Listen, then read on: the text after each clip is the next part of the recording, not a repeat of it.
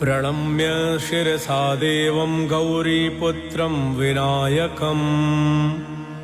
भक्तावासं स्मरे नित्यम् आयुः कामार्थसिद्धये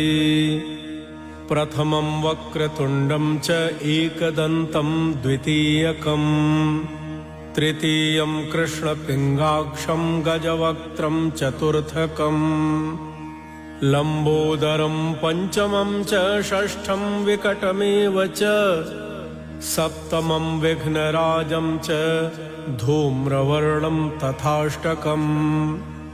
नवमं भालचन्द्रं च दशमं तु विनायकम् एकादशं गणपतिं द्वादशं तु गजाननम् द्वादशैतानि नामानि त्रिसन्ध्यं यः पठेन्नरः न च विघ्नभयम्।